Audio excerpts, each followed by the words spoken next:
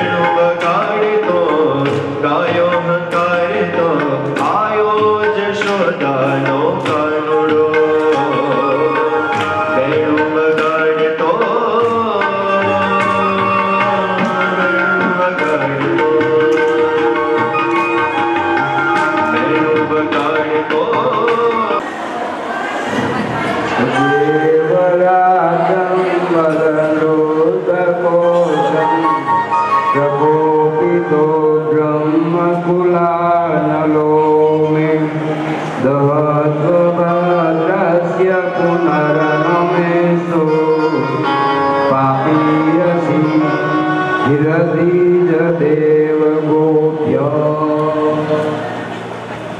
ભાગવતની રચના કરવાનો અધૂરું કામ છે. ભગવાન કૃષ્ણની કથા હોય એની કથા તમે લખો. બીજું કારણ સુખદેવજી મહારાજ તો બ્રહ્મ રૂપ છે. 7 દિવસ સુધી ગંગાના કિનારે રોકાણા. જન્મ થયો, જંગલની બીચમાં જ્યારે જાય છે ભગવાન વ્યાસ એને બોલાવે છે. સરોવરમાં સુંદરીઓ સ્નાન કરે છે. સ્નાન કરતી સુંદરીઓ ત્યાંથી સુખદેવજી મહારાજ નીકળ્યા તો એને વસ્ત્ર પરિધાન ન કર્યા, પણ ભગવાન વ્યાસ સરોવરની કિનારે નીકળ્યા ત્યારે લજ્જાથી સ્નાન કરતી ગંધર્વ સુંદરીઓ એમણે વસ્ત્રો પરિધાન કર્યા. ભગવાન વ્યાસે એને પ્રશ્ન કર્યો કે મારા પુત્ર સુખદેવજી તો નગ્ન હતા, છતાંય તમે વસ્ત્રો પરિધાન ન કર્યા અને અમે નીકળ્યા તો કેમ લજ્જાને પામો છો? ત્યારે સરસ બહુ શ્લોક કહ્યો. નારાયણ પંકજ લોચન પ્રભુ, નારાયણ પંકજ લોચન પ્રભુ. હે સુખદેવજી મહારાજ નિજાત્માનું બ્રહ્મરૂપમ દેહ ત્રય વિલક્ષણમ વિભાયતેન કર્તવ્યા ભક્તિ કૃષ્ણસ્ય સર્વદા. શિક્ષાપત્ર સ્વામિનારાયણ ભગવાને પણ ભજન કેમ કરવું? ભગવાન ક્યારે મારા તમારા હૃદયમાં આવે? નિજાત્માનું બ્રહ્મરૂપમ 16 સૂક્ષ્મને કારણથી પર બની પરબ્રહ્મને ભજવા. સુખદેવજી મહારાજ બ્રહ્મરૂપ જન્મથી છે. એટલે એ ગંધર્વ પત્નીઓ કહે છે કે એ સુખદેવજીને અમને શરમ ના આવી કે બ્રહ્મ દ્રષ્ટિથી બ્રહ્મમય જીવન જીવે છે. તો વ્યાસ ભગવાન સુખદેવજી મહારાજ રોકાણા છે. બીજો પ્રશ્ન એ છે કે આ ભગવાન કૃષ્ણને અવતરણ થવાનું કારણ તો એક દિવસ જ્યારે ભીમે પણ દુર્યોધનના સાતડા ભાગ્યા અને યુદ્ધનો વિરામ થઈ ચૂક્યો છે. પોતપોતાની કુટિયામાં બધા ગયા છે. ભગવાન કૃષ્ણ આવી અને દ્રૌપદીને રાતના 2 વાગે જગાડે છે. અને દ્રૌપદીને બહુ આશ્ચર્ય થયું કે જ્યારે મારી કુટિયામાં ભગવાન પણ ભીષ્મએ જ્યારે દિવસ દુર્યોધને કીધું કે દાદા તમે ભલે અમારા પક્ષમાં સરસેનાપતિ છો પણ તમે પાંડવોને મારતા નથી ને પાંડવોનો વિજય થાય એવું હિત વિચારો છો. ત્યારે ભીષ્મ કહે છે એવું તો નથી, પણ તમને મારો વિશ્વાસ નથી. શંકાનું કોઈ સમાધાન નથી. શંકાનો કોઈ સમાધાન નથી. પોતાની મેળે સંશયાત્મા વિનશ્યતિ. ભગવાન કૃષ્ણે ગીતામાં અર્જુનને એ જ વાત કરી. તો તું મારા સંશય શંકા કરીશ તો તારું કલ્યાણ નહીં થાય, તારો વિજય નહીં થાય. તો ભીષ્મ દાદા યુદ્ધ કરે છે, પણ દુશાસન દુર્યોધન એને વિશ્વાસ નથી, એટલે કહે છે કે તમે પાંડવોની ઉપર હેત રાખો છો. ત્યારે ભીષ્મ કહે છે આવતીકાલે વહેલી સવારે તમે મારા દર્શન કરવા માટે અને વરદાન લેવા માટે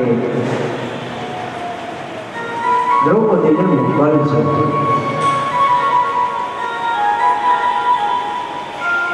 એ ભગવાન કૃષ્ણ એને એમ કહે છે, પણ ભીષ્મ તો દુર્યોધનને આવું કીધું કે દુર્યોધનને એમ કહે છે કે તું તારી પત્ની ભાનુમતી એને તો વહેલી સવારે બારી કુટિયામાં મોકલજે, એટલે હું એને આશીર્વાદ આપીશ, અખંડ સૌભાગી ભવ, એટલે તારો વિજય થશે. ભીષ્મ દુર્યોધનને એમ કહે છે. આ વાતની ભીષ્મ દુર્યોધન સિવાય કોઈને ખબર નથી. પણ રાતના 2 વાગે જ્યારે ભગવાન દ્રૌપદીની કુટિયામાં આવે છે, ત્યારે ભગવાનને આશ્ચર્ય થયું કે રાત્રિના સમયમાં તમે એકાએક કોણ રહ્યા? એક માણસ પાઘડી બાંધી મોટી લાકડી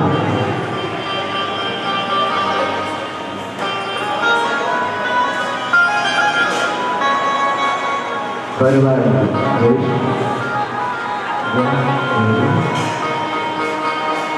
હા તો ઠીક, અખંડ સૌભાગ્યની ભવ એને આશીર્વાદ દ્રૌપદીને આપ્યો. તો ભાનુમતી આવી તો કે મેં તો પેલા એમ હતું કે તમે છો, તો હું તો આવી જ નથી, હું અત્યારે જ દાદા આવી. મને મારા એને કીધું તું જજે, એટલે ગુરુદેવ ભીષ્મ આપશે. તારે પેલા લઈ ગયું એ કોણ?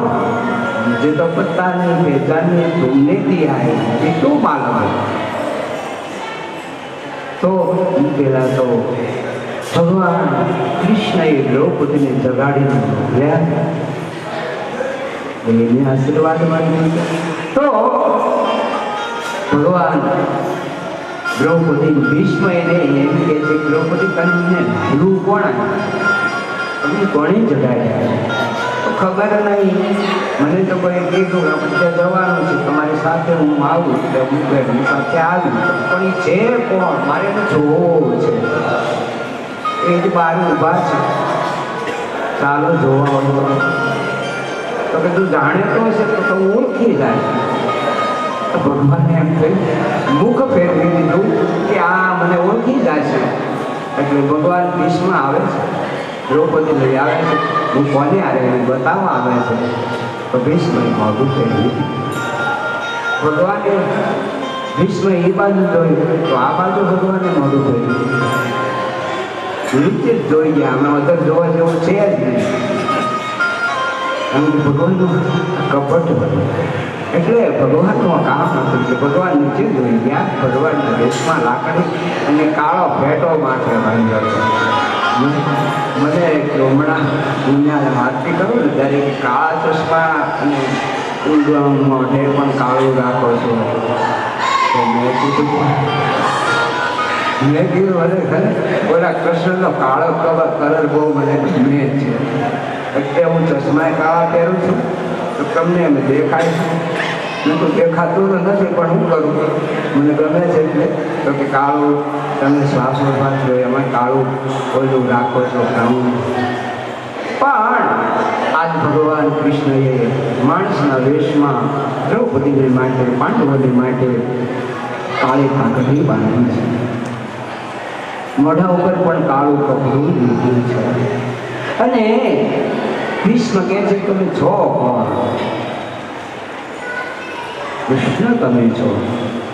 પ્રભુ કે ના ના રે હું તો કૃષ્ણ નથી, તો તમે છો, તમે જ દ્રૌપદીને જગાડ્યા. વાતની કોઈને ખબર નહોતી કે આ વસ્તુનું જે મેં આશીર્વાદની વાત કરી દુર્યોધન મારી સિવાય કોઈ જાણતું નહોતું. તમે આને જગાડીને તમે જ લાવ્યા, પણ ભલે લાવ્યા, મેં વરદાન બી આપી દીધું. પણ એક કામ કરજો કે જ્યારે બાણગંગાને કિનારે બાણશૈયાની શૈયામાં હું સૂતો હોઉં ત્યારે મને તમે દર્શન દેવા માટે, હે પ્રભુ તમે તો દયાળુ છો એટલે દર્શન દેવા માટે મારી કુટિયામાં આવ્યા. એમ જ તમે તે સમયે પણ હે પ્રભુ મને દર્શન આપજો. ભીષ્મ એ ભગવાન પાસે કારણ કે ભગવાનની પાસે જ્યારે ભીષ્મની પાસે જ્યારે ભગવાન આવે છે ત્યારે બાણશૈયામાં 18 દિવસથી દાદા પ્રતાપભાઈ હું તમારી વહેલાથી રાહ જોતો, કારણ કે તમે કથા પ્યાસી છો, ફરવાના પ્યાસી નથી. કથાના પ્રેમથી જ તમે આવો છો ને આવ્યા છો ઘણા વખત, તો તમારી રાહ જોતો હતો. મેં કીધું અમારા મુખ્ય શ્રોતા અને મારી કથાને પ્રોત્સાહન આપનાર પ્રતાપસિંહ ધુરુભા ગોહિલ કેમ નથી આવ્યા? એ ચિંતાવાનો કથા હરકી નથી કરી એકતા આરતી ઉપાડો. હું તો વિચારમાં તૂટી ગયો.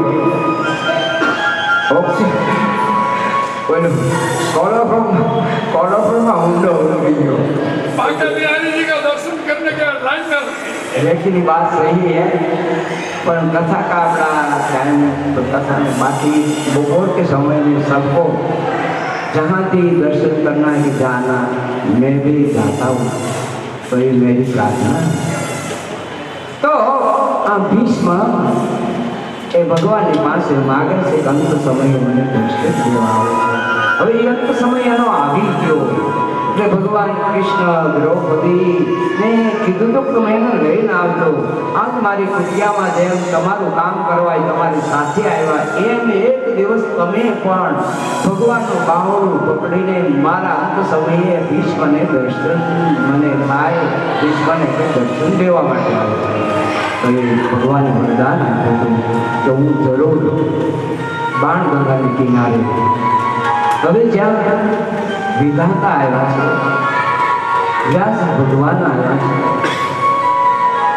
નારદ અનેક ઋષિઓ, કાળ પણ સ્વયં, યમ પણ સ્વયં ભીષ્મના અંત સમયના દર્શન કરવા માટે આવ્યા છે. બધા દેવતાઓ આવ્યા છે. અને જ્યારે ભગવાન કૃષ્ણ આવ્યા છે ત્યારે ભગવાન કૃષ્ણ એને માગવાનું કહ્યું. ત્યારે ભીષ્મ બહુ સરસ માગે છે કે મારે શું જોઈએ છે પ્રભુ? એ સિક વિસિકમ તો વિશરણદંશ પરિભુક્ત આતકાલીનો મે સભમપી સસારમદ્વદાર્થમ સભવતુ મે ભગવાન ગતિર્મુકુંદ. એ ભગવાનની પાસે માગે છે ભીષ્મ કે હે પ્રભુ, શીત વિશિક હંતો વિશિષ્ટ દંશ શતજ પરિકૃત આતતાયીનો એ મારા માટે હે પ્રભુ, આતતાયી સદા તમારા સિવાય હે ભગવાન કૃષ્ણ કોઈ જ નથી. કારણ મારા હૃદયમાં જ્યારથી મારો જન્મ થયો ત્યારથી હે પ્રભુ, હે ભગવાન કૃષ્ણ, હે દ્વારકાધીશ, હે કનૈયા માખણ ચોર, હે કાનુડા, હે લાલા, તમારું મૂર્તિ, તમારું સ્થાન મારા હૃદયમાં અને તમારા હૃદયમાં હે ભીષ્મ. ભગવાન કૃષ્ણને કહે છે મારા હૃદયમાં તમારું સ્થાન છે, તમારા હૃદયમાં મારું સ્થાન છે. ત્યારે ભીષ્મની પાસે ભગવાનની પાસે માગે છે કે કે ઘણો સમય થયો, મારે એક પુત્રી છે, પણ એના લગ્ન માટે હું ચિંતિત છું. તો શરીર છોડતા પહેલા મારે એનું લગ્ન કરવું છે, મુહૂર્ત ગોતી આપો. બધા વિચાર કરવા માંડ્યા કે જે ભીષ્મએ લગ્ન નથી કર્યું, આ જીવન બ્રહ્મચર્યનું જેને પાલન કર્યું છે, તો એને પુત્રી હોય ક્યાં? ભગવાન પણ આશ્ચર્યચકિત થઈ ગયા કે હે ભીષ્મ, તમે કયો એવો એક કે તમારી પુત્રીને યોગ્ય વર મને દેખાતો નથી. મારી પાસે કોઈ એવો નથી કે તમારી પુત્રીની સાથે હું પરણાવી શકું. તો ભીષ્મ બીજી વખત ભગવાનને કહે છે, જ્યાં સુધી હે પ્રભુ મારી પુત્રીના લગ્ન ન થાય ત્યાં સુધી એનો બાપ બન્યો હો, કેમ મારા શરીરને છોડી શકું? એ ચિંતા મને સતાવે છે. ત્યારે ભગવાન કૃષ્ણ ને ભીષ્મ દાદા કહે છે, હે પ્રભુ, મારી બુદ્ધિ રૂપી જે પુત્રી એ મારે પરણાવી છે. બુદ્ધિ રૂપી પુત્રીને પરણાવી છે, પણ યોગ્ય વર મળતો નથી. તમે ગોતી આપો. भगवान कृष्ण सोचने लगा, भीष्म जो कहता है मुझे के साथ उसकी पुत्री का बुद्धि का लग्न करने की चाहते हैं. घड़ी भर भीष्म बात सांभळीने भीष्म भगवान कृष्ण सोचने लगा, क्या करो? मना करो तो भी असत्य से, यश को हा पाड़ो तो ये सत्य है. तो मारे तो बहु बधी राणीઓ છે, તો આની કન્યાને કેમ પરણે? ભીષ્મની પુત્રી તો એક પત્ની વ્રતવાળી હતો. ભીષ્મ કહે છે કે પ્રભુ, મારી બુદ્ધિ રૂપી જે પુત્રી તમના શરીરમાં ચરણોમાં સમર્પિત કરું છું, તો એનો તમે સ્વીકાર કરો. ભીષ્મએ એની બુદ્ધિ રૂપી પુત્રી ભગવાન કૃષ્ણને સમર્પણ કરી છે. અને દેવતાઓના દેવતા ભીષ્મએ સૂર્યચંદ્રની હાજરીમાં, ભગવાન વ્યાસની હાજરીમાં યમરાજા અંતિમ દર્શન કરવા માટે આવ્યા છે. કાલ પણ ભગવાન ભીષ્મના દર્શન કરવા માટે આવ્યા છે. દ્રૌપદી, પાંડવો, ભગવાન કૃષ્ણ પણ એ ભીષ્મનું દર્શન કરવા માટે આવ્યા છે. અને સ્વયં ભગવાન ભીષ્મનો સંસ્કાર કરે છે. ભીષ્મને દિવ્ય ગતિ આપી પાંડવોની છાવણીમાં 5 બાળકો એની જે હત્યા કરી હતી અસ્વસ્થતામાં, એના નિમિત્તે પણ સ્નાન કરી એનો પણ અગ્નિ સંસ્કાર કરી ફરીવાર એ કુટિયામાં આવે છે. અસ્વસ્થતામાં એને પકડીને લાવે છે. ત્યારે દ્રૌપદી એમ કે છે, એનમ મંજકામ અયમ બ્રાહ્મણો છે. અરે તારા પુત્રોની હત્યા કરનારો બાળ હત્યારો અસ્વસ્થતામાં છે. પણ દ્રૌપદી વેદનો બદલો વંદન કરીને એ અસ્વસ્થતામાં આપે છે. એનો મંચતા એને છોડી મૂકો પ્રભુ. અર્જુન પોતાના પતિને પણ એમ કે છે, એને છોડી મૂકો. ભગવાન કૃષ્ણના કહેવાથી એક બાણથી અર્જુન એના માથાનો રહેલો મણે એ કાઢી દીધો છે. અસ્વસ્થતામાં જાય છે. તને વળતો વિચાર આવ્યો કે ઉત્તરાના ગર્ભમાં પાંડવોનો વંશ છે, મારે વંશ પણ રહેવા જેવો નથી. તો પરીક્ષિત એ ઉત્તરાના ગર્ભમાં એને માના ઉદરમાં અસ્વસ્થામાં બ્રહ્માશ્રયને મારી નાખવા માટે મોકલું છે. ત્યારે હે પરીક્ષિત, એ શુક્રાણી બોલે કે શૃંગાદી મહર્ષિઓ ભગવાન કૃષ્ણ પણ ઉત્તરાના ગર્ભમાં પ્રવેશ કરી અને સુદર્શન ચક્રથી એ ઉત્તરાના ગર્ભનો એટલે કે પરીક્ષિતનું રક્ષણ કરે છે. સમયાંતરે જન્મ થયો છે, દિવસે દિવસે મોટા થવા લાગ્યા છે. પાંડવો પણ હવે વિચાર કરે છે કે આપણે હવે પરીક્ષિત રાજાને આ ગાદી ઉપર અભિષેક કરીને આપણે પણ જંગલની બીચમાં લાવવું છે, હિમાલયમાં જવું છે. પાંડવો હિમાલય તરફ જાય છે, પરીક્ષિત રાજા બન્યા છે.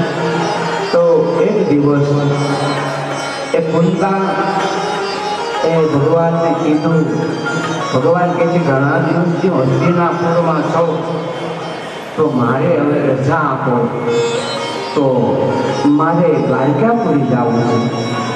ને ભગવાન કૃષ્ણ કુંતાને માગવાનું કહે છે. ત્યારે કુંતાજી રડતા ભગવાનને વિદાય આપી, કેમ તમે આપણા પરિવારમાંથી કોઈ જાય કે આપણે વિદાય આપીએ તો આપણું હૃદય રડે. તો આ તો અખિલ બ્રહ્માંડનો દ્વારકાધીશ સ્વયં છે.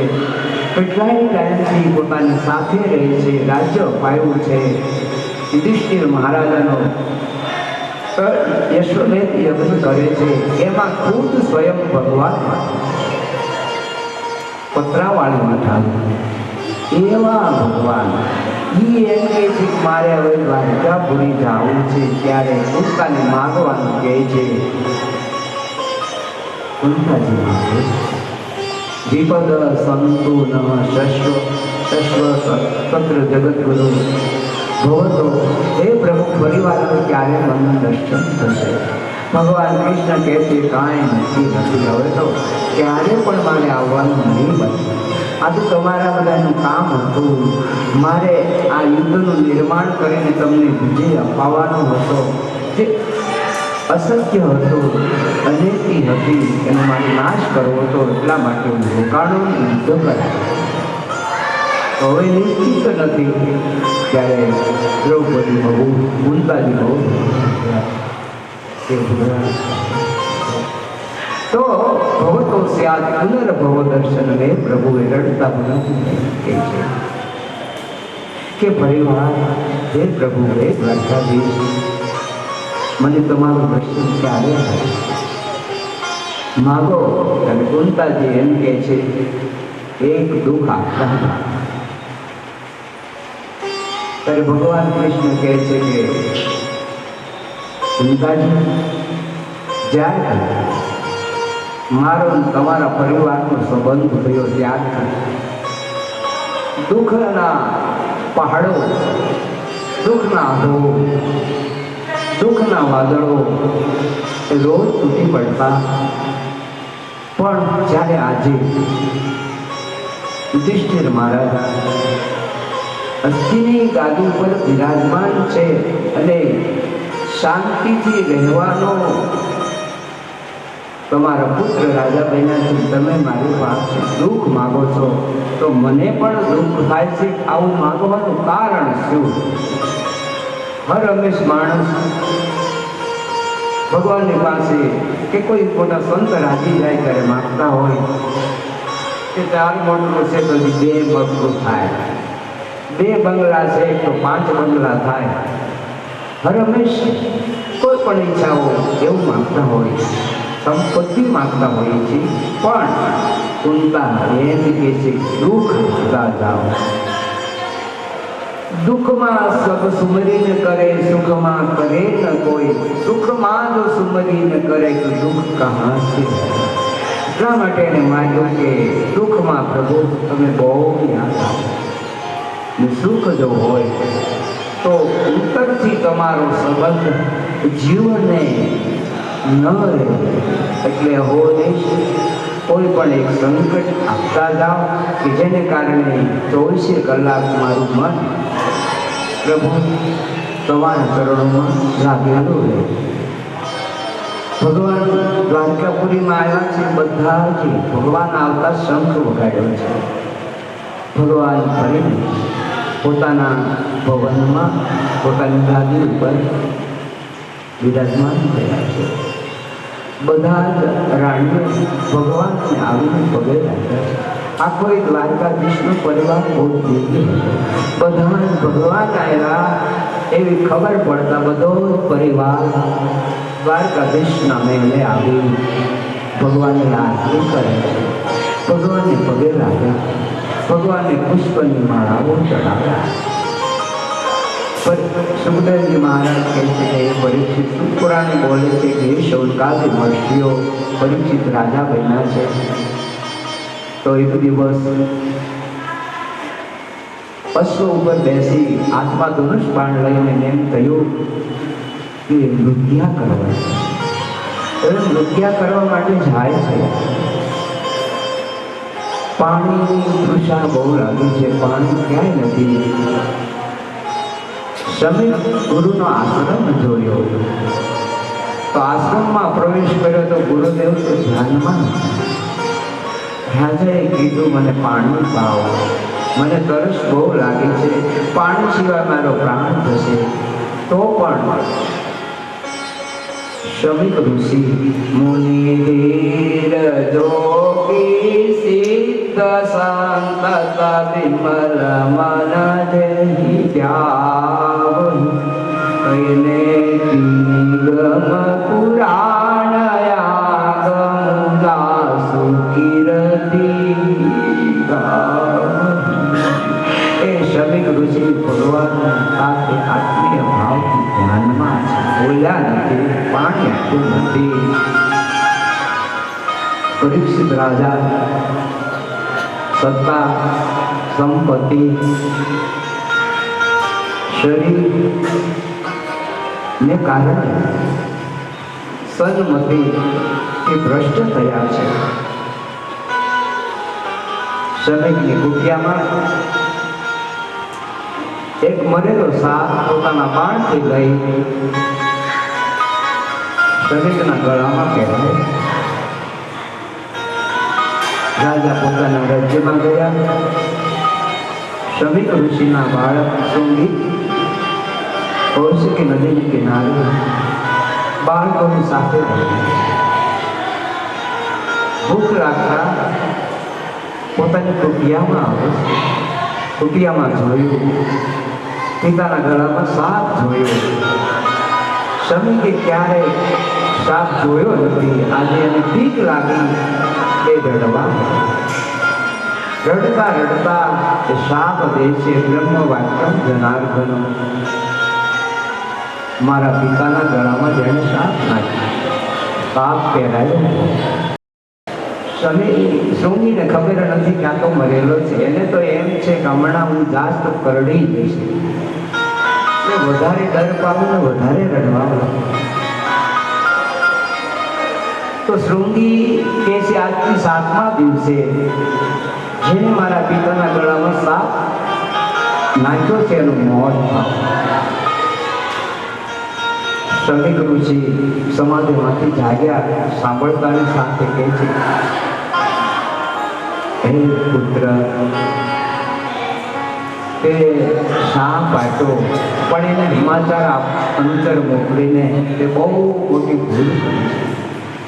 કારણ કે રાજા છે, ભગવાનનો એક અંશ છે, ભગવાનના સ્થાને છે, અને એણે સન્મતિ, સંપત્તિ, સત્તાના અતિરેકમાં આવિર્ભાવમાં ક્રોધ આવ્યો. એક બાજુ એને તૃષા પણ લાગી હતી, એટલે એને સાપ પહેરાયો. પણ તું એને સમાચાર પરીક્ષિત રાજાને સમાચાર આપ્યા છે. પરીક્ષિત રાજાને સમાચાર મળતા એ વિચાર કરવા લાગ્યા કે જે મારા બાપ દાદાઓ ભગવાનની પૂજા કરતા, રોજ બ્રાહ્મણોની પૂજા કરતા, અતિથિ દેવોની પૂજા કરતા, આચાર્યની પૂજા કરતા, એનો હું વંશજ છું. અને મને આવી બુદ્ધિનું પરિવર્તન કેમ થયું? ત્યારે જરાસંઘનો જે મુગટ હતો એ યુધિષ્ઠિર મહારાજે કીધું હતું કે આ જરાસંઘનો મુગટ આપણે ન જોઈએ. ત્યારે ભીમ કે ઈ તો મરી ગયા, હવે શું કરવું? તો કે કામ કરીએ, આ કબાટમાં ખાય પ્રદર્શન રૂપ રાખી મૂકીએ, પણ એનો યુઝ નહીં કરવાનો, કે કોઈને અડવાનું નહીં કે પહેરવાનું નહીં. કારણ કે કળીને રહેવા માટેનું અસત્ય, સોનું, પરસ્ત્રી ગમન, મદિરા પાન, એ કળીને રહેવા માટે પરીક્ષિત રાજાને કળી આવ્યો શરણે કરીને 5 સ્થાન આપ્યા. પછી કળીને કેમ પ્રવેશ આપ્યો?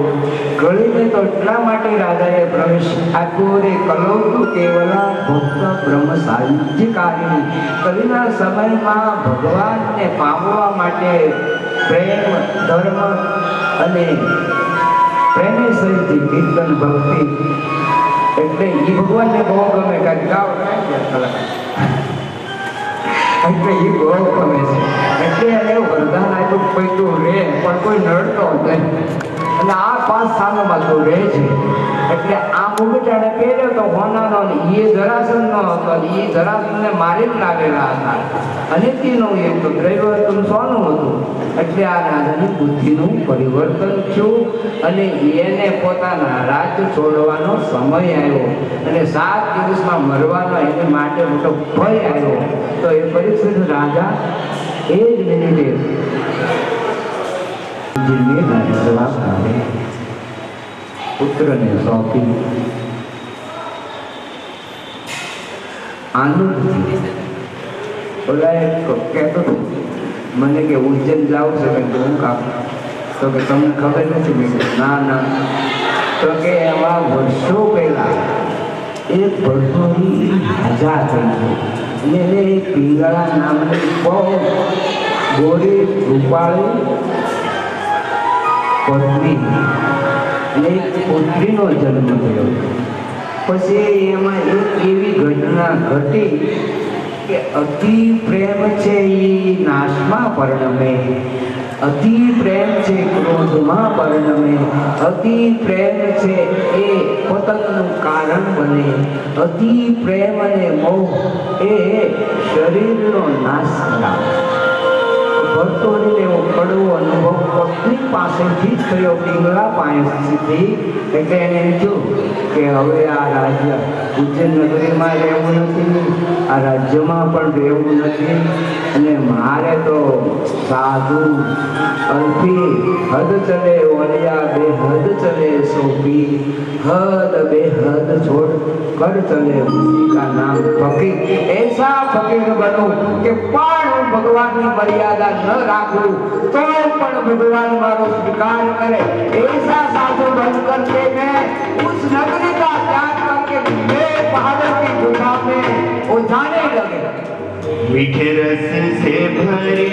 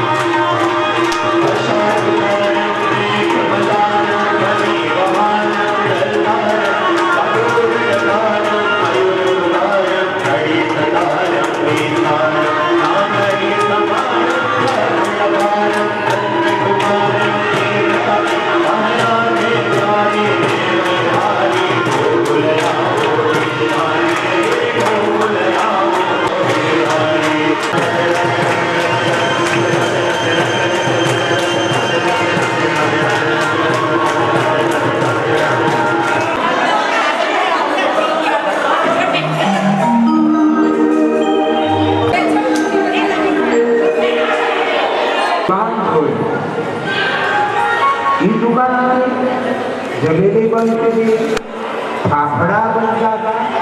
તો એને એમ થયું કે એને ભૂખ તો બહુ લાગે, અઠવાડિયામાં ભૂખ કાંઈ ખાધું જ નથી. તો એને એમ થયું કે આ શોપમાંથી જલેબી ને ફાફડા એને બહુ રોજ એનો નાસ્તો કરતો. પણ તો રાજા હતો ત્યારે, હવે તો ભીખ માગીને મળે એ ખાવાના સ્વીકારી. તો શોપકીપર જેમ કહે છે કે મને જલેબી ફાફડા આપો. ત્યારે બોલો કે પૈસા, તો કે પૈસા તો मेरे पास कुछ नहीं है, पैसा से बिना तो साधु महात्मा थे, तुमने जो दया आती है तो दे दो. कितना चाहिए? 2 किलो जलेबी चाहिए और 2 किलो फाफड़ा चाहिए. इन्हें तो बेचारी होती तो शांति है. પણ ઓલો કે પૈસા આપવા કે કેટલા થાય? તો કે એના તો 1000 રૂપિયા થાય. ખિસ્સામાં જોયું કે રાતે પાય મારી, એને તો કાંઈ નથી દેવાનું. પણ ઓલા એક જલેબી એને આપી અને એક વિશુભનો ટુકડો આપ્યો. 2 વસ્તુ એને એમને દાનમાં આપી. એટલે ભલે જ ખાતો એમ સાધુ છે ને બિચારો, એમાં ભારતનો સાધુ છે, એમાં એને જ પહેચાન નહોતી કે આ ઉજ્જૈનનો જા છે, ખબર હતી નહીં. એને તો દેખતા સહી કે આ કોઈ સાધુ છે, ભટકતો રખડતો સાધુ છે. આ રાજા સાધુ તો ખબર ન નગર નહીં, એમનીમાં આપો દુકાનાથી આપો. અરે આવું મોટું વિશ્વનું રાજ છે, એને ત્યાગ કર્યો, એનો વૈરાગ્ય કેટલો હશે. આપણે તો કુઠિયા જોડીને એ કુઠિયાનો ત્યાગ કરીને વૃંદાવનમાં આવ્યા છે. તો આપણને યાદ આવે છે દુનિયાનું પ્રથમ નંબરનો વર્ષનું જ્યાં વાતને પણ પેલાને ખબર નહોતી કે આ રાજા છે. એટલે એને 2 વસ્તુ આપી, એક વિષ્ણુવાતો એક ટુકડો ને એક જલેબીનો ટુકડો. સાધુ જ આપ્યા વિના પૈસા. હવે ગામથી બહાર નીકળે તો એની અંદર કોઈ ભારતનું પણ નથી. તો એને ભૂખ બહુ લાગે છે, મોઢામાં મૂકવું. એને મોઢામાં મૂક્યો તો ખરો, પણ પછી પથ્થરની શિલા ઉપર બેહીને વિચાર કરે છે કે હા એને મૂક્યો નતો, ખાલી હાથમાં જ હતો. પણ રસ્તામાં એક પોદળો એને જોયો તો એમાંથી એક મુઠ્ઠીમાં એક પોદળો લઈ પથ્થરની શિલા ઉપર બેહે છે. એ સોચને લગા જૈયાની રચનાની વિશેષતો ભગવાન સ્વામિનારાયણે સૂત્ર લખ્યું કે જૈયાની સર્વ ઇન્દ્રિયાની રચના તો વિશેષત. મારા શ્રીઓએ બધી ઇન્દ્રિયોને જીતવી, એમાં રચના ઇન્દ્રિયો એને ખાસ એની બધી વિજય મેળવ એને જીતવી. એટલે આને તો પછી એમ વિચાર કર્યો કે કોદળો ખાવ કેવો લાગે. અને ખાધેલો પણ એ તો એ કહે તો ખાસ તો ઉલટી થાય, કોદળો ન ખવાય. તો કોદળો ન ખવાય તો મારા માટે આ જલેબીનો ટુકડો વિશુભનો ટુકડો કોદળા બરાબર છે, મારે ન ખવાય. એવું એને જ્ઞાન છે અંતરમાં. એટલે ભરતુહરી સાધુના વેશમાં છે. સદાપૂર્ણા અન્નપૂર્ણા શંકર પ્રાણ વલ્લભે જ્ઞાન વૈરાગ્ય દીક્ષા માં દેહી અન્નપૂર્ણાય નમઃ સ્વાહા. સોહમ સદાપૂર્ણા અન્નપૂર્ણા શંકર પ્રાણ વલ્લભે જ્ઞાન વૈરાગ્ય દીક્ષા માં દેહી અન્નપૂર્ણાય નમઃ સ્વાહા. એને શ્લોક યાદ આવ્યો. એટલે એને કહ્યું કે મા જગદંબા અને ભગવાન શિવ તો મારે હારે છે, તો મારે આ લેસન કે જલેબી ખાવાની જરૂર હવે નથી. મેં મિથ્યાને સંકલ્પ કર્યો અને મારા માટે ગોદડા બોલાવ્યા.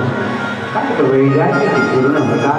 અને એ પછી એના ગુરુ ગોરખના હતા. એટલે ગુરુએ એમ કીધું કે હું તને દીક્ષા પણ તું તારા ઘરેથી એ આનંદ આવતું સરસ્વતી વખતે એને એ ભજન બોલે છે. બધું બહુ પ્રસિદ્ધ ભજન છે, ભજન બોલે છે. અને એ ભજનમાં પોતાની જે પત્ની પિંગળા છે એને ઉપદેશ આપે છે.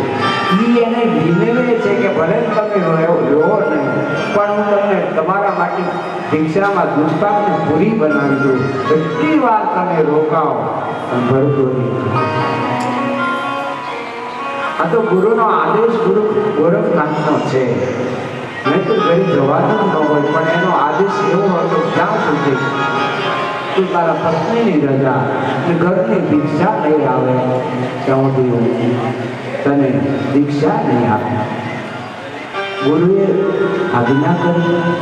ગુરુની આજ્ઞા, ગુરુને ચરણમાં પગે લાગીને પોતે પોતાના ઘરે રાજભવનમાં પોતાની પત્ની પિંગલા પાસે આવે છે. એની પુત્રીનું નામ મને યાદ હતું પણ ભૂલાઈ. તો એના પત્નીનું નામ પિંગલા હતું અને એની પાસે આવી એની ભિક્ષા માંગે. તો એની પત્ની એને એમ કહે છે કે સ્વામી,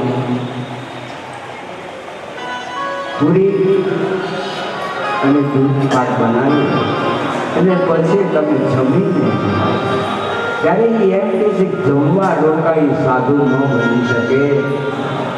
તો ગુરુની આજ્ઞા છે આવ્યો છું, બાકી જો જમવા રોકાયો તો સાધુપણાને મારે સાધુપણાને ઈચ્છા પામે, લાંછન લાગલા માટે મારે ઉત્પાદન પૂરી એ ભિક્ષા જતી જોતી અને એવું મારે જમવા પણ રોકાવું નથી. આ કોઈ રીતથી પાવો કોઈનો નથી. માત્ર મારા હૃદયમાં જ ભગવાન શિવ અને ભવાની એ જ્યારે પ્રગટ થયા ને એને એમ કીધું કે તું ઘર છોડી દે. ભગવાન શિવ અને ભવાની આજ્ઞા થઈ. મેં આ જન્મ ત્યાગ કર્યો છે અને હું સાધુ બન્યો છું. મારા ગુરુ ગોરખનાથ સાક્ષાત ભગવાનની સાથે વાતો એક સિદ્ધ પુરુષ છે. એની પાસેથી મારે ભિક્ષા લેવાની છે. પણ ગુરુ આજ્ઞા આપી તું તારા ભવનમાં જા, તારી રાણી ભિક્ષા આપે પછી હું ભિક્ષા આપે. ત્યારે દૂધપાક પૂરીની ભિક્ષા તો એને જોતી નથી. ભિક્ષામાં એને હું જોતું હતું. सोचने लगो सब, चिंतन करने लगो क्या ये भिक्षा में देने के लिए वो अपने भवन में आए थे और रानी के पास आए थे. सोचना ही એને ગુરુ ગોરખનાથને આજ્ઞા હતી. ભિક્ષામાં એમ કીધું કે તમે મને તમારા હૃદયમાં જે મારું સ્થાન છે એ હવે મને સુપ્રત કરી દો. કોઈ દિવસ તમને સંકલ્પ પણ ન થાય કે મારો પતિ આઈનો રાજા ભરતોરી હતો એ મને ભિક્ષામાં આપો. આજથી બીજી ભિક્ષા મને એ આપો કે હું ચિરંજીવી બની આ પહાડોની કોતરોમાં ઉજ્જૈન નગરીમાં મારે નગરી છોડીને જવું નથી. અહીંયા જ રહેવું છે, પણ પહાડોની ગુફામાં અજર અમર બની ગુરુ ગોરખનાથ પાસે દીક્ષા અને ભિક્ષા લઈ એવો તો સાધુ બનવું કે વર્ષો થાય પણ ભરતું રહી. એના વૈરાગ્ય, ત્યાગ અને જ્ઞાન એ સમાજમાં એક બોધપાઠ રૂપ બને, એક ઉપદેશ રૂપ બને એવી ભિક્ષા.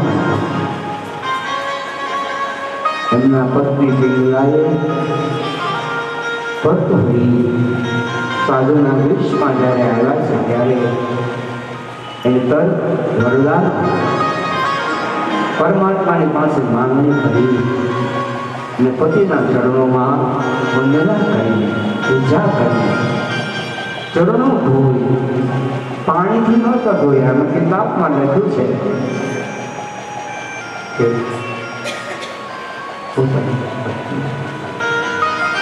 પોતાના પતિ ત્યારે પ્રજાના શાસ્ત્રનો નિયમ છે, પતિ આજ્ઞા કરે પણ પત્ની પોતાના પતિને આજ્ઞા ન કરી શકે. કારણ કે પતિર દેવો વિષ્ણુ, પતિર દેવો બ્રહ્મા, પતિર દેવો વિષ્ણુ, પતિર દેવો પરમેશ્વર, પતિર દેવો મહેશ્વર, પતિર દેવો બ્રહ્મા, પતિર દેવો વિષ્ણુ, પતિર દેવો મહેશ્વર, પતિર દેવો પરમેશ્વર. પિંગલા રડી ચોધારા ભરતુરીના ચરણ જીવી દીધા છે.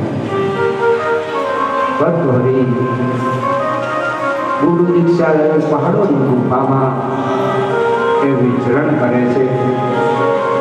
હવે અંતિમ કથા આપણે દિવ્ય સ્કંદની સાંભળવી છે, જે દિવ્ય છે અને અદ્ભુત છે. અત્યાર સુધી 88,000 ઋષિઓ, સૂતપુરાણી, શૌનકાદિ મહર્ષિ એ કથા કહેતા, સૂતપુરાણી કથા કહેતા હતા, શૌનકાદિ મહર્ષિઓ સાંભળતા હતા. પણ જ્યારે પરીક્ષિત રાજાને શાપ થયો છે ત્યારે એ પરીક્ષિત રાજા રાજ્યનો ત્યાગ કરીને ગંગાને કિનારે ગુરુની શોધમાં એ આવ્યા છે. કે બધાની કુટિયામાં જઈ અને પ્રશ્ન કરે છે કે મને ડુંગીનો શાપ થયો છે, તો 7 દિવસમાં મને ભગવાનનું દર્શન થાય, મુક્તિ મળે એવો ઉપાય બતાવે. તો ખટવાંગ નરેશ થઈ ગયા. એનો બહુ અલ્પ આયુષ્ય હતું, પણ જે સપ્તર્ષિઓ એમને ખટવાંગને આશીર્વાદ આપ્યા. શિર ઉપર હાથ મૂકીને ખટવાંગ નરેશને કીધું કે ભલે તમારું અલ્પ આયુષ્ય છે, પણ તમને ભગવાન દર્શન આપી અને ખટવાંગ નરેશ તમારી મુક્તિ કરશે. પરીક્ષિત મહારાજા ગંગાની કિનારે આવે છે. તો એવા સમયમાં સુખદેવજી મહારાજ જંગલની બીચમાં રહેતા હતા. પણ જ્યારે એને સમાચાર મળ્યા કે ભગવાન મારા પિતા વ્યાસ છે, એમણે ભાગવતની કથા એ લખી છે, અને જે બાળકો મારા આશ્રમમાં આવ્યા છે એ બાળકો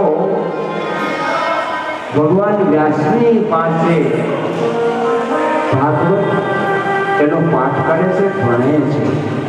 તો એકાદો શ્લોક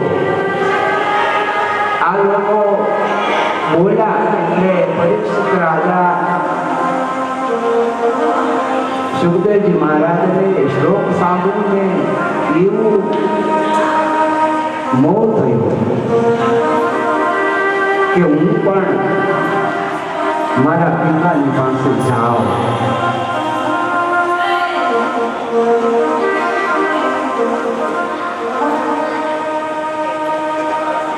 એ 2-5 શ્લોકો પણ એ ભણતા વિદ્યાર્થીઓ સુખદેવજી મહારાજની કુટિયામાં સમીર લેવા માટે આવ્યા છે. ગુરુ આજ્ઞા, ભગવાન વ્યાસની આજ્ઞા છે. પણ શ્લોકો બોલે છે ક્રેતુ કામા કિલ ગોપ કન્યા મુરારી પાદા પિતસે પિતરૂપે વિદ્યાદિકમ મોહવતી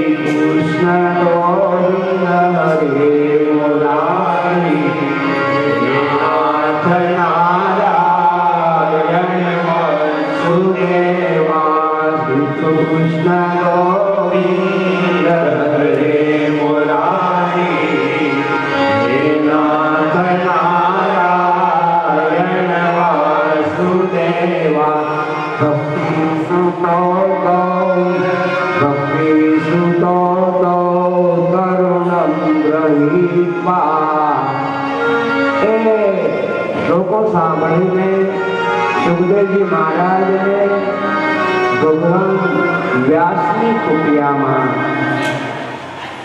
ભાગવત ભણવા માટે સુખદેવજી મહારાજ આવે છે. પોતાના પુત્ર એને વ્યાસ ભગવાનની કથા કરવાની આજ્ઞા કરી છે. તો સુખદેવજી મહારાજ પાત્રને ગોતે છે, એવા શિષ્યને ગોતે છે કે સિર્ફ પહેલી વાર કથા કરવાની છે.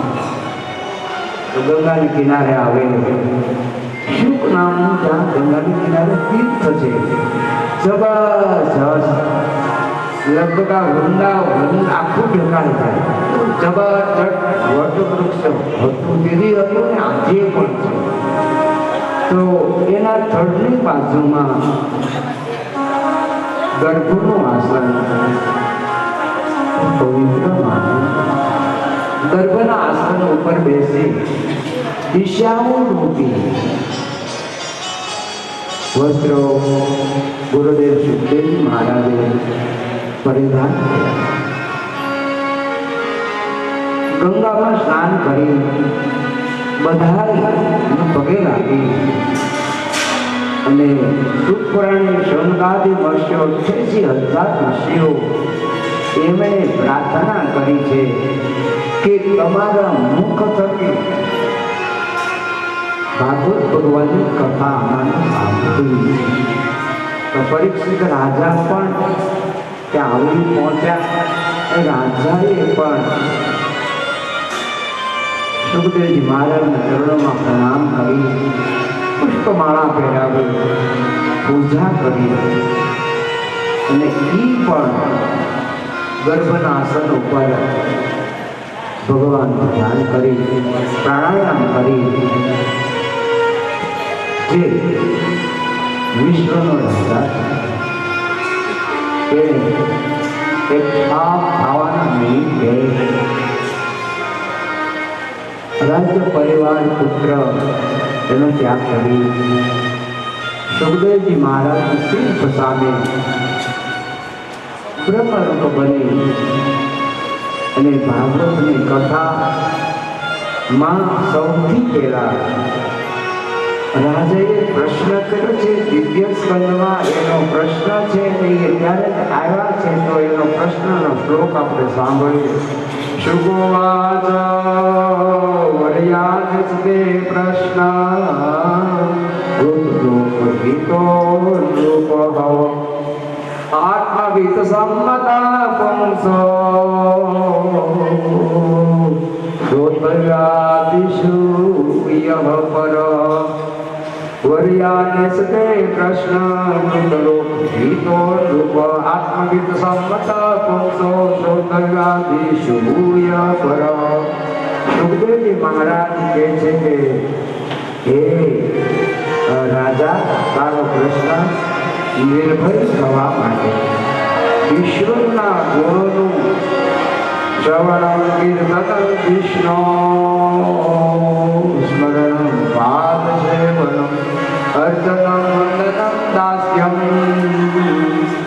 સત્યમાત્મનિવેદનમ. સુખદેવજી મહારાજ કહે છે કે હે રાજા, નિર્ભય થવા માટે ભગવાનનું ચરણારવિંદ, ભગવાનના ચરણનો જે આશ્રય, સંપત્તિ હોય તિજોરીમાં રાખીએ. ઈશ્વરી સંપત્તિ, ઈશ્વરે આપેલું શરીર રૂપી સંપત્તિ ત્યાં રાખશું કે રક્ષણ થાય. તો ગુરુદેવ સુખદેવજી મહારાજ કહે છે કે રાજા, નિર્ભય થવા માટે, અભય પદ પામવા માટે ભગવાનના ચરણનો આશ્રય અને ભગવાનના ચરણરૂપી તેજોની એમાં તું તારું મન બુદ્ધિ ને શરીર એને સમર્પિત કરી ઈશ્વરરૂપી ચરણ તેજોરીમાં તું રાખ. તો એક દિવસ કૃષ્ણની રચના કરતા ભગવાન ક્ષીરસાગરમાં શેષૈયા ઉપર પરીક્ષિત શયન કરી રહ્યા છે. લક્ષ્મીજી ભગવાનના ચરણની સેવા કરે છે. એ સમયમાં ભગવાનનો સંકલ્પ હતો કે ચોતરફ જળ છે, મારે સૃષ્ટિની સર્જન કરી સ્થાપના કરવી. ભગવાનના સંકલ્પમાંથી પરીક્ષિત બ્રહ્માની નાભી કમળમાંથી, નારાયણની નાભી કમળમાંથી ચતુર્મુખ બ્રહ્મા મહારાજ. બ્રહ્મા ચોતરફ જોવે છે, જળ જ છે, મનોમય. બ્રહ્મા પરિવાર. એ દ્વિતીય સ્કંદની કથા બહુ ચમત્કારી છે કે એક દિવસ જીવનો જન્મ થાય, માનવ ઉદરમાંથી બહાર આવે. પરિવાર માનવ ઉદરમાં એ જીવ પ્રવેશ કરી ન શકે. પણ આદિત્ય સ્કંદને અને પરીક્ષિત રાજાના પ્રશ્નમાં સુખદેવજી મહારાજ એવું કહે છે કે ચતુર્મુખ બ્રહ્મા બહાર આવ્યા, પણ તો તરફ જળ જોયું તો ફરીવાર એ નારાયણની નાભી કમળમાં પરીક્ષિત એ બ્રહ્માએ પ્રવેશ કર્યો. અને એ બ્રહ્મા ને તો ખબર નથી કે મારો જન્મ ક્યાંથી થયો છે. તો પરીક્ષિત એ કમળના નાળમાં પ્રવેશ કરીને એ પોતાનું જન્મ સ્થાન એને ગોતવા લાગ્યા. 1000 વર્ષ રહ્યા ગયા તો પણ ન જોયું. ત્યારે આકાશવાણી થઈ કે બ્રહ્મા, તમે બહાર આવી તપોમય હૃદય સાક્ષાત તપસો લગ. તમે બહુ તપ કર્યું છે, હું રાજી થયો છું, અને તમે મારી આજ્ઞાથી સૃષ્ટિનું સર્જન કરો. અરે બ્રહ્મા કે સૃષ્ટિનું સર્જન કરું, પણ આમાં મને મોહ થાય અને બંધન થાય, એટલા માટે હું સૃષ્ટિનું સર્જન ન કરું. અરે ભગવાન નારાયણ કે છે મારી આજ્ઞા મને રાજી કરવા માટે મારું કાર્ય છે કે તમારે નિમિત્ત બનાવીને હે બ્રહ્મા તમારે કરવાનું છે. તમને જવાબદારી સોંપું છું તો તમને એમાં બંધન નહીં થાય. ભગવાનની આજ્ઞાથી જે કરવામાં આવે, મહાપુરુષની જે આજ્ઞાથી કરવામાં આવે, એમાં જીવને બંધન થતું નથી. તો દેવજી મહારાજ કહે છે કે પરીક્ષિત એ બ્રહ્માએ ભગવાનની આજ્ઞાથી સૃષ્ટિનું સર્જન કરે છે. હવે સર્જન કરતા જે પુરુષો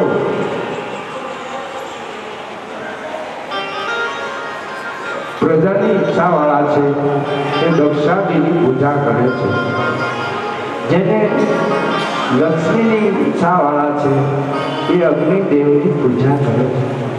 જેને હૃદયમાં સ્વર્ગની ઈચ્છા છે એ પરીક્ષિત બહાર આદિત્યોની પૂજા કરે છે. પરીક્ષિત પોતાની પ્રજાને વશ કરવા માટે હર હંમેશ શરીર ધારી સાધ્ય દેવોની પૂજા કરે છે. આ લોકમાં કીર્તિની યશની ઈચ્છાવાળા જે પુરુષો છે એ સ્વયં ભગવાન વિષ્ણુની પૂજા કરે છે.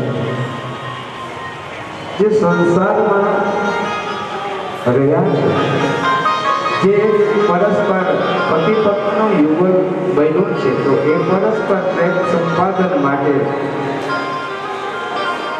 મા જગદંબા આદ્ય દેવી જે દક્ષ પ્રજાપતિના પુત્રી છે, જે પ્રસૂતિ થકી જેનું અવતરણ થયું છે, એ મા જગદંબા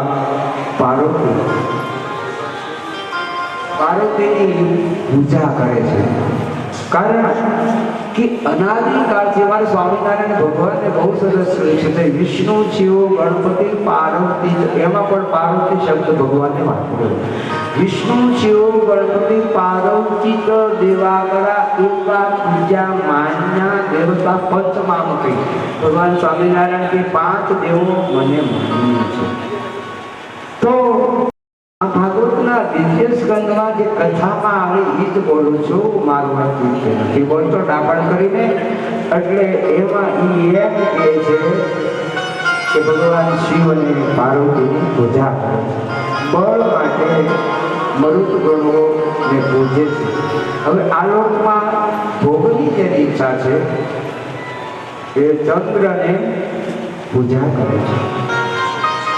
જે વૈરાગ્ય છે જન્મથી, એ વૈરાગ્ય એને અંત સુધી રાખવા માટે,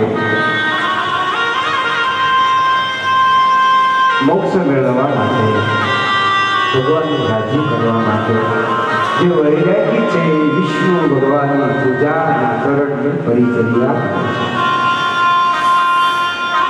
અને પુરુષોત્તમ ભગવાનની એ વૈરાગ્ય ત્યાગી એક ભગવાનની પિપાસા છે, જે ભગવાનને પામવું છે.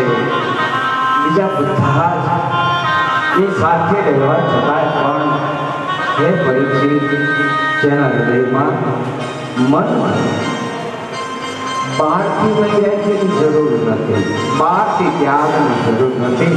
બહારનો દેખાતો ત્યાગ અને વૈરાગ્ય ભગવાનને પામવા માટે નથી કામ કરતો. આમાં એવું લખ્યું છે, એટલે કહું છું કે આમાં જે વૈરાગ્ય છે જે ત્યાગ છે, રમેશ ભગવાન વિષ્ણુને પુરુષોત્તમ ભગવાનનું પરિચર્યા કરશે જે કામ ભાવે. સુખદેવજી મહારાજ કહે છે કે હે રાજા, આ કૃષ્ણની રચનાને એમ થઈ તારો પ્રશ્ન હતો કે મારે નિર્ભય અભય પદ પામવું છે, શરીર છોડતા રહેલા. દિવ્ય સ્કંદની કથા અદ્ભુત અને દિવ્ય ચમત્કારી એટલા માટે છે, એના ખાલી 10 જ અધ્યાય છે, પણ અંતિમ અધ્યાયમાં નારદ બ્રહ્માને પ્રશ્ન કર્યો છે.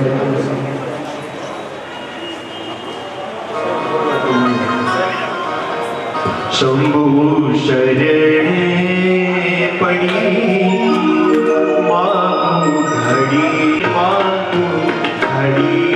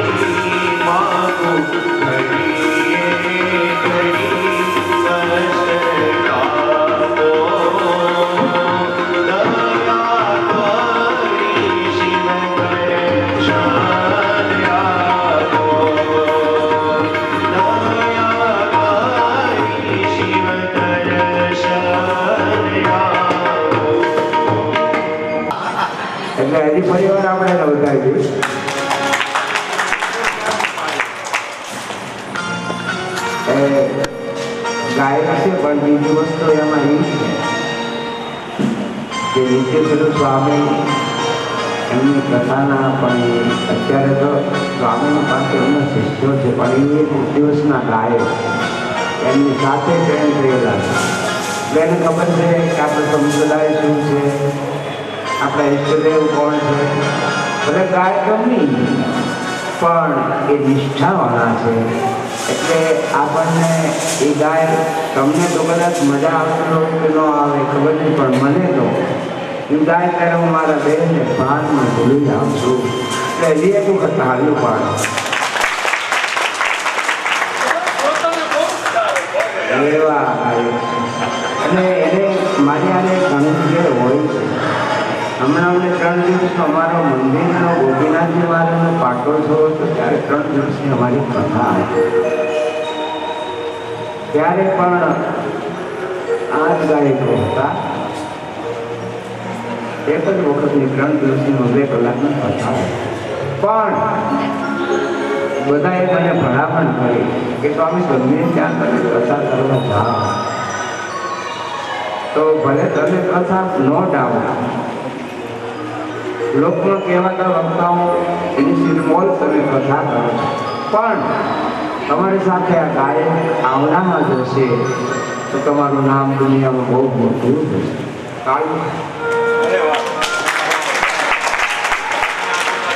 અને ખાસ કરીને એમને આપણે બિરદાવીએ છીએ. ભગવાનની કૃપા એને લગ્ન ગીત ગાવાના બહુ મોટી રકમ હોય છે. એક દિવસનું જ હોય પણ બહુ મોટી. અગાઉ વેપાર પણ કહેવું પડે, સિઝનમાં એ નવરા ન પણ છતાંય એમ કે અંબિત સ્વામીની કથા હોય તો એ પૈસાને અવગણના કરીને સ્વામી તમારી જ્યાં કથા હશે હું 7 દિવસ સુધી અમારી ગાયકની ટીમ એ સમય આપી રોકાશે અને તમારા જે શ્રોતાઓ છે એના મનોરંજન કરશે અને સાક્ષાત રાધા કૃષ્ણનું દર્શન કરાવશે. એમને ગાવાનું એવું છે તો અમે આવશું. સુખદેવજી મહારાજ બોલે છે કે પરીક્ષિત રાજા, હવે એક દિવસ જ્યારે બ્રહ્માએ 10 સ્કંદમાં નારદે બ્રહ્માને પ્રશ્ન કર્યો છે કે હે પ્રભુ, ભગવાન વિષ્ણુ થકી તમે હે બ્રહ્મા આવું મોટું વિચાર કાર્ય સર્જન કર્યું છે. ત્યારે નારદજી કહે છે કે હે પ્રભુ, કેવી રીતે સર્જન કર્યું એનો વિસ્તાર એનું વર્ણન કરો કે જેથી મને વૈરાગ્ય થાય. ત્યારે એ બ્રહ્મા બતાવે છે કે મેં કેવી રીતે સૃષ્ટિ કરી એ હું તને તું સાંભળ, હું તને કહું છું. તો એ બ્રહ્માજી કહે છે કે સૌથી પહેલા આકાશનું સર્જન કર્યું, બીજા નંબર વાયુનું સર્જન કર્યું. મને પૂછું તમે અંગ્રેજી કેટલું આવડે, કેટલું ભણેલા છે પૂછું. ત્યારે મેં કીધું કે એક વખત મુંબઈમાં ગામડામાં રહે અને 3 મિત્રો આ સંગીત આવ્યા, એવા જ મિત્રો પણ બિચારા કાંઈ ભણેલા નહીં. અને એને એમ થયું કે આપણે તો કોઈ દિવસ કંઈક આપણું ગામ છોડીને ગયા નથી, એટલે મોટી સિટી હોય ને એમાં ગયા. પછી એમાં પૂછ્યું તમારે 2 દિવસ 3 દિવસ ભૂકાવું છે કે આ તો સિટી છે, મેટ્રો સિટી છે. તો કે પણ પૈસા એ કહે છે કે પૈસા તો ઘણા હારીને આવ્યા છે, પણ અમને સગવડતા હારી એવી વ્યવસ્થા શાંતિથી રહેવું જ છે, બીજું કાંઈ નહીં. કારણ કે અમે વર્ષોથી ગામડામાં રહીએ, મહેનત કરીએ, થાક્યા હતા, એમ શાંતિ લેવા જવું છે. તો કે આ હોટલ સીટ સામે દેખાય છે, એમાં તેમ જાઓ અને તમારું નામ સરનામું લખી દેશે અને તમને 3 જણાને એસી વાળો રૂમ આપશે. ભાઈ એસી વાળો રૂમ આપ્યો તો એને કીધું કે અમને જમવાનું મળશે.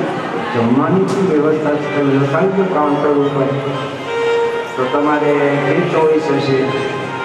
તો પૈસા પણ બહુ થાય. તો કંઈ તો વાંધો નહીં, અમે ઘણા જ લઈને આવ્યા છીએ, આ હોટલમાં વાપરવા જ લઈને આવ્યા છીએ. તો કે તો પછી બપોરે જમવાનું આવી નથી, સાંજેથી જમવાનું આવી જાય છે, 2-3 દિવસ રોકાય છે. હવે પછી ગામડે આવ્યા. હવે ગામડે આવ્યા પણ એમાં શું કરમની ઘટના એ છે કે ગામમાં મોટી ચોરી થઈ. ગામમાં ચોરી થઈ એટલે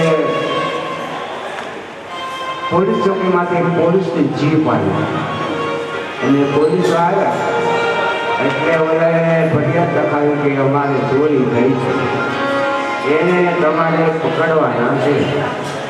તો પંચાયતના જે પ્રમુખ હતા એને બોલાવ્યા કે ભાઈ આ લોકો એમ કે અમારી ચોરી થઈ છે, તો તમે આમાં કંઈ જાણો છો? ત્યારે સરપંચને એમ થયું કે આપણે તો અભણ, કોઈને ઓલા 12 3 જણા આવ્યા છે ને એ આ પોલીસને આ કોન્સ્ટેબલ વાત કરશે ને તો એને સમજાવશે. એટલે એ એને બોલાવ્યો એટલે બિહાર્યા. એટલે પોલીસે પૂછ્યું, એને પૂછ્યું, ઓલા સરપંચ કે આને પૂછો, આને ખબર છે કે ઓલા બિચારાને કાંઈ ખબર નહીં. તો કોન્સ્ટેબલે પૂછ્યું કે આ ગામમાં ચોરી થઈ છે? તે ઓલે અંગ્રેજીમાં એમ કીધું યસ સર. એને આમ બોલ્યા ખરા પણ એને ખબર નહીં કે આનો અર્થ શું થાય. ગુજરાતી તો આવડતો ને તમારી જેમ. એટલે એને કીધું યસ સર, ચોરી થઈ? તો કે યસ સર. પછી કે કોણ કોણ હતું? તો કે વી આર 3. પોલીસે નક્કી કર્યું કે આ 3 જણા થાણે છે અને આને ચોરીમાં કોણ છે અને 3 જણા હતા એવું કીધું. ઓલાને ગુજરાતી આવડે ખબર નહીં એટલે એને એ હોટલમાં ગયેલા ને ત્યારે ઓલો નાસ્તો ને એવું આપવા આવે ને એટલે એને પહેલાં પૂછ્યું હતું તમારે જોઈએ? તો યસ સર અમારી દોસ્ત. તો કે તમે કોણ કોણ? 3 કેટલા? તો 3 જણાને લખાવે. એટલે ઓલા રોજ વેટર આવે ને બોલે વી આર 3. કાઉન્ટર ઉપર અંદર દેવા આવે ને ત્યારે બોલે ઓલા માણસ હોય ને એને કહે કે કેટલા જણાને? તો વી આર 3, 3 જણાને દેવા જવાનું. ત્યારે હોટલમાં બોલે ઓલે આવીને એના રૂમમાં વી આર 3 યસ સર એવું બોલે. કાલે યાદ રહી ગયા એટલે આ પોલીસે પૂછ્યું તો કે કોણ ચોર હતા? તો કે યસ સર વી આર 3 જણા. તો ઓલા પોતા લઈને ઉતરી જ પડ્યા. આ બિચારે કાંઈ જાણતા કે સરપંચને કે અમને મારે છે કેમ? પણ તમે કીધું ને ચોરી કરી છે ને જાણી છે એટલે. તો કે ના આવી જાઓ.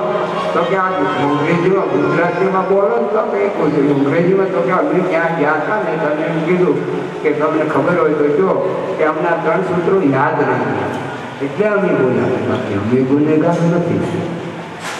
તો આપણે ભાગવતની કથા કરવી છે. એમાં આવે છે કે બીજા જે છે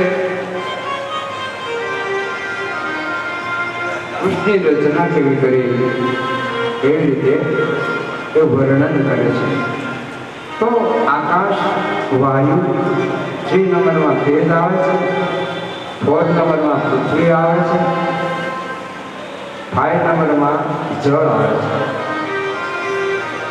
6 નંબરમાં વિરાટનું શરીર બ્રહ્મા તેને સર્જન કર્યું અને વિરાટના શરીરમાંથી અવિશ્વરનું સર્જન કર્યું છે.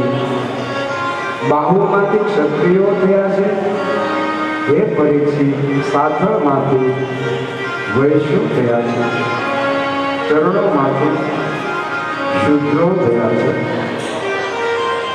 વિરાટની નાભિકમળમાંથી ચતુર્મુખ બ્રહ્મા બહાર આવ્યા છે. હવે દાદા કહેતા હતા ને 24 અવતારો, પણ આ દ્વિતીય સ્કંદમાં 24 અવતારોના વર્ણનનો એટલે નામ કેવી રીતે પ્રગટ થયા એ આવે છે. તો બધા 24 અવતારના અત્યારે ભગવાનના અવતારો થયા, કેવી રીતે થયા, શું કામ થયા એવું લખ્યું છે. કહું છું તો બધા ધ્યાન કરી સાંભળજો કે સૌથી પહેલા મોરા નારાયણનું અવતરણ થયું છે. સુયજ્ઞ ભગવાન બહાર આવ્યા. ગજેન્દ્રનો મોક્ષ કરવા માટે, મગરના મુખમાંથી મુકાવવા માટે ભગવાન હરિનું અવતરણ થયું છે. સાહિત્ય અને યોગનો ઉપદેશ આપવા માટે કરદમ અને દેવહૂતિની કુટિયામાં ભગવાન કપિલનું અવતરણ થયું છે. દત્તાત્રેય ભગવાનનું અવતરણ થયું છે. યદુ રાજા થયા છે. સનકાદિકોનું અવતરણ થયું છે. આઠમા નરનારાયણ ભગવાનનું અવતરણ થયું છે. સુખદેવજી મહારાજ કહે છે, હે પરીક્ષિત રાજા, સૂત પુરાણ બોલે છે કે શૌનકાદિ મહર્ષિઓ નવમાં આઠમા નરનારાયણ ભગવાનનું અવતરણ થયું છે. નવમાં પ્રભુ મહારાજા એનું અવતરણ છે. દસમાં સાહિત્ય યોગ એનું સાધુ અને સમાજમાં ત્યાગ વૈરાગ્ય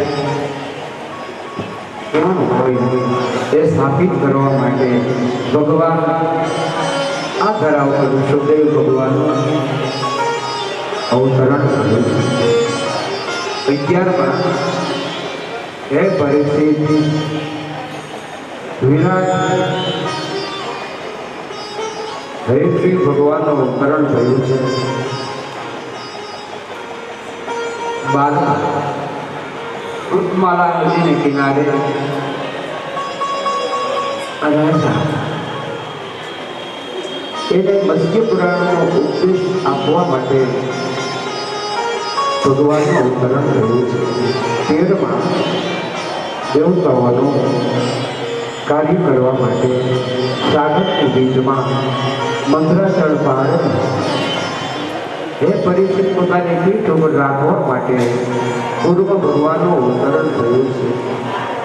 પ્રહલાદનું રક્ષણ કરવા માટે, પ્રહલાદના સંકલ્પને સિદ્ધ કરવા માટે હે પરીક્ષિત એક સ્તંભમાંથી 14મો અવતાર એ નૃસિંહ ભગવાનનો થયો છે. 15મો અવતાર હરિ નામે થયો છે. 16મો ભગવાનનો અવતાર હંસ સ્વરૂપે થયો છે. 17મો અવતાર મનુ શત્રુપા એનું મનુને શત્રુપાયું કરદમ દેવહૂતિ અને પ્રસૂતિ એ પિંડકાઓ ઉતાનપાદ રાજા દેવવંત રાજા એનો જન્મ પણ મનુ મહારાજા અને શત્રુપા થકી થયો છે. હવે 18મો અવતાર હે પરીક્ષિત યજ્ઞમાં ભગવાન રામ એને દર્શન દેવા માટે એક દિવસ દેવતાઓ ઇન્દ્ર એના યજ્ઞમાં એનું કાર્ય યજ્ઞ પરિપૂર્ણ કરવા માટે ભગવાન ધન્વંતરી સ્વરૂપે આ 18મો અવતાર થયો છે. હવે જે શસ્ત્રાર્જુન રાજા એ રાજા ભગવાન પરશુરામના મા બાપ જમદગ્નિ મહર્ષિ અને મા એનું જ્યારે અપમાન કરે છે ત્યારે પરશુરામ ભગવાનનું 18મે સ્વરૂપ અવતરણ થયું છે. અને આ ધરા ઉપર ભારભૂત અને શસ્ત્રાર્જુન રાજા જેવા વ્યવસ્થિત કરી અને બીજા જે રાજાઓ એને પણ નિયમન કરવા માટે પરશુરામ ભગવાનનું અવતરણ થયું છે. 19મો અવતાર ભગવાન રામનો થયો છે. 20મો અવતાર દેવકી ને વસુદેવ થકી ભગવાન કૃષ્ણનું અવતરણ થયું છે. 22 અવતાર જેને આપણે કથા કરીએ છીએ, જેની કથા તમે સાંભળો છો, જેના પુત્ર સુખદેવજી મહારાજ છે, એ ભગવાન વ્યાસનું આ ધરા ઉપર અવતરણ થયું છે. 23માં જે યશોધરા પોતાનો દીકરો રાહુ ભર યુવા અવસ્થામાં એ બુદ્ધ ભગવાન જેનું નામ ગૌતમ હતું, પણ યશોધરા રાણીની સાથે એક દિવસ રાત્રિમાં એ શયન કરી રહ્યા છે ત્યારે ભગવાન બુદ્ધ પરીક્ષિત એ પુત્ર રાહુ અને યશોધરા એને ઊંઘતા મૂકી જંગલની કુટિયામાં આવી. એ બુદ્ધ ભગવાન બૌદ્ધ વૃક્ષ નીચે પથ્થરની શિલા ઉપર બેસી વર્ષો સુધી તપ કરી ભગવાનનું ધ્યાન કરે છે. ધ્યાન કરતા બુદ્ધ ભગવાનને ભગવાનનો સાક્ષાત્કાર થયો છે. પછી એને બૌદ્ધ ધર્મ આ પૃથ્વી ઉપર સ્થાપિત કર્યો છે. બુદ્ધના સાધુ ચીનમાં હજારો, પછી નેપાળમાં પણ બહુ એમના સાધુઓ જોવા મળે. તો એણે બુદ્ધ ધર્મની સ્થાપના કરી છે અને 24નો અવતાર એક કલ્કી સ્વરૂપે ભગવાન પ્રગટ થશે. તો એ સુખદેવજી મહારાજ કહે છે કે હે પરીક્ષિત, જે દિવ્ય જ્ઞાન હજી એક એક સ્વરૂપની કથાઓ તો આવશે, પણ આ દિવ્ય સ્કંદમાં ભગવાન વ્યાસે 24 અવતાર ઋષિનું સર્જન ચાલી રહ્યું છે. એટલે પરીક્ષિત રાજા સુખદેવજી મહારાજ સમજાવે છે આ બધું કેમ આખું જગત ભરાઈ ગયું. કીડી મૂકવાની જગ્યા ન મળે, ચાલવાની જગ્યા ન મળે, તમે કેમ કર્યું? કયા મંત્રથી આ બધું જગતને વ્યાપક ભરી દીધું? સમુદ્રમાં પાણી ભરી દીધું, નદીઓમાં પાણી વહેતા થઈ ગયા, વૃક્ષો વ્યાપક બન્યા, પહાડો સમાન બન્યા, અને એટલા બધા ત્યાં કથા ગોઠવાની એટલે અમે રોજ નામ ક્યાં થા હોઈએ, અમને જ કથા જેવું છે. એટલે એમને કે સ્વામી આ ધૂળેટીનો તહેવાર તો બહુ ત્યાં મોટો નહીં, મેં કીધું બહુ મોટો. તો કે પણ આમાં કેમ થશે, કેમ કથા તમે કરશો, તમે કેમ સાંભળશો, રહેવું જમવું ક્યાં રીતે સગવડતા મળે? મેં કીધું ભાઈ જો પૂનમ અને ફૂલદોળ ઉત્સવ ત્યારે બહુ આખી દુનિયાના માણસો આવે, પણ બીજે દિવસે સાયલન્સ, બીજે દિવસે તમને ક્યાંય ભીડ જોવા મળશે નહીં. કારણ અને આપણે તો વૃંદાવનની બીચમાં છે, પણ આજથી તમારે કારણ કે અંગુશની ભીડ જોવી હોય તો ગોવર્ધન પહાડ જ્યાં છે, જ્યાં બાકી બિહારીનું મંદિર છે, જ્યાં ભગવાન નીલકંઠવર્તીની સાધના કરી છે, જે સ્થાનમાં ગુરુ રામાનંદ સ્વામીએ વર્ષો સુધી સાધના કરી છે, ભગવાન કૃષ્ણનો સાક્ષાત કર્યો છે, જેની સાથે ભગવાન વાતો કરતા, એ રામાનંદ સ્વામી જે કુટિયામાં આવ્યા છે એ કુટિયા તો ગોવર્ધનની બાજુમાં વૃંદાવનની બીચમે છે.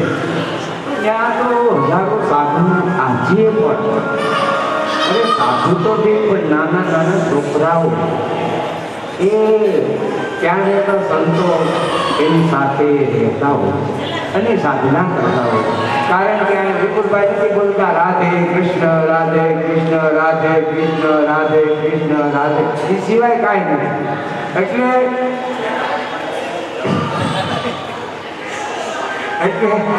એટલે રાધે કૃષ્ણ એની લગન લાગીને એ ત્યાં ભીડ ત્યાં બહુ, પણ તો એ લોકોને એવું હતું કે સ્વામી આપણને બહુ જ અગવડતા પડશે, પણ સમીપ સંતાપથી જાજો.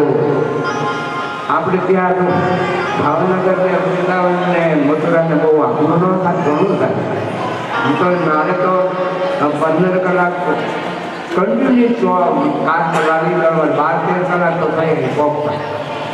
તો એટલું બધું આખું સહાડા એમને વજન તો કેટલું આખું થશે એમ. તો એની ગોઠવાય ત્યારે છે ને આપણે એની એટલાની ચિંતાઓ કામ કરીએ. આપણે અત્યારે વૃંદાવન, ગોવર્ધન અને મથુરાની ચિંતા કરીએ. પણ ભગવાનની કૃપાથી, ગુરુદેવની કૃપાથી નિર્વિઘ્નપણે તમારા બધા સહયોગથી પેલો ગોવર્ધન તોડવો હતો ને, તો ગોવર્ધન ભગવાન કૃષ્ણએ ટકી આગળ તોડ્યો તો ખરો, પણ બીજે દિવસે બાળકો બધા દ્વારવાદ મિત્ર ભગવાન કૃષ્ણને કહે છે કે ભાઈ તમે થાકી ગયા છો, 7 વર્ષના તમે ટકી આગળ રાખ્યો, તો હવે અમારી પાસે બહુ લાકડીઓ મજબૂત છે. ભરવાડીમાં લાકડી હોય એટલે એ બધા બાળકો લાકડીવાળા એ ઊભા ભગવાનમાં આત્મીય ભાવ છે, ભગવાન પ્રેમ છે. એટલે એણે ભગવાન કૃષ્ણને બહુ સરસ કહ્યું કે પ્રભુ હે કાના હે કાના, તું ઘડીક પર થાકી ગયો, વિશ્રાંતિ લે, આરામ કર, યુ આર રેસ્ટેડ. ત્યારે ભગવાન કૃષ્ણ કહે છે કે પણ તમે શેકા તો પહેલા ગયો, પછી હું આંગળી લઉં, નકર આપણે બધાનું શું થશે? ત્યારે ભગવાનના બાળકો કહે છે કે અમે પાડને અગર એમને રહે અને આપણું રક્ષણ થાય. એટલે મોટી મોટી લાકડીઓના બધા 200-500 વર્ષે બાળકો, દ્વારકા મિત્રો, મધુમંગળ, એ બધા માધવ, બધા બાળકોએ લાકડીના ટેકા કર્યા.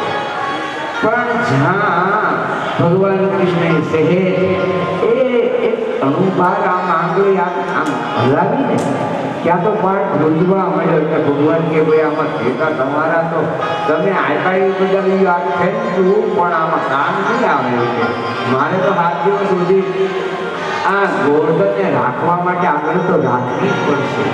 તમે બધાએ સહકાર આપ્યો એ બદલ બધાને તાળીઓ પાડો. બધાએ તો બહુ ધન્યવાદ અને ખૂબ ખૂબ હું ને મારા રાધાકૃષ્ણ બે તમારો આભાર માનું છું. કારણ કે આ તો બધું રાધાકૃષ્ણનું, આપણું તો નથી. આપણું તો સુરત ભાવનગર એ છે, આપણું તો છે નહીં. આપણે તો અહીં મહેમાન તરીકે આવ્યા છીએ. એટલે આભાર ભગવાન રાધાકૃષ્ણનો માનવાનો, એટલે તાળીઓ પાડો. તમે બધાએ સમય, સંપત્તિ, શરીર, પરિવારનો ત્યાગ કરી ભગવાનના સંબંધથી ભગવાનને પામવા માટે. ભગવાન કોણ છે? ભગવાનની મોટર કેટલી છે? આપણે સૌ કોઈ રાધે રાધે કૃષ્ણ, રાધે કૃષ્ણ. અમારા સ્વામિનારાયણ ભગવાને શિક્ષાપત્રીના પહેલા શ્લોકમાં એવું લખ્યું છે, વામયસ્ય સ્થિતા રાધા અસ્યાસ્તિ વક્ષસી વૃંદાવન વિહારંતમ શ્રી કૃષ્ણમ રવિચિત્તયે. પહેલા શ્લોકમાં જ એવું કીધું કે હું રાધા કૃષ્ણ ભગવાનનું ધ્યાન કરું છું અને અહોનિશ. હા, પણ એવું પણ લખ્યું કે જ્યારે હું ધામમાં હતો ત્યારે પણ એ હૃદયમાં રાધા કૃષ્ણ દેખાતા. અત્યારે અહીંયા હું ગઢપુરમાં કે જ્યાં બિરાજું છું ત્યાં પણ મને રાધા કૃષ્ણ દેખાય છે. અને કદાચ જ્યારે બી આ લોકનો ત્યાગ કરીશ ત્યારે પણ મારા હૃદયમાં તાળીઓ પાડો, રાધા કૃષ્ણ બિરાજમાન. પણ કેવી રીતે? કે વૃંદાવનની વિશે વિહારના કદાચ આપણે બેઠા છીએ એ જગ્યાની વાત કરીએ છીએ. વૃંદાવન વિહારમ શ્રી કૃષ્ણ, વૃંદાવનના વિહાર કરનારા એવા શ્રી કૃષ્ણ જે અનાદિ છે, જે આવતા નથી, જતા પણ નથી. શ્રી કૃષ્ણ રવિચિત્તે વામયસ્ય સ્થિતા રાધા. વામ ભાગને વિશે રાધાદી છે અને વક્ષસ્થળને વિશે અનાદિકાળથી ભગવાનના સ્વરૂપમાં લક્ષ્મીજી બિરાજમાન છે. તો એવા જે રાધા કૃષ્ણ ભગવાન એનો અબોધ છે. ભગવાન સ્વામિનારાયણ કે તમે પણ ધ્યાન કરો. એ ધ્યાનને કાયમ થઈને મૂકી ન દેવા. એવું ધ્યાન રોજ કરશો તો જે મારા હૃદયમાં રાધા કૃષ્ણ સાક્ષાત બિરાજે છે એ તમારા હૃદયમાં તમને તમારી ઉપર રાજી થશે. પહેલા શ્લોકમાં આ લખેલું મેં તમને વાત કરી. સ્વામિનારાયણ ભગવાને શું લખ્યું છે અને એ કેવી રીતના ભગવાન છે, જે ભગવાન અનાદિ છે, આવતા પણ નથી ને જતા પણ નથી. તો પછી આવે છે કોણ? આવે છે પણ ઈ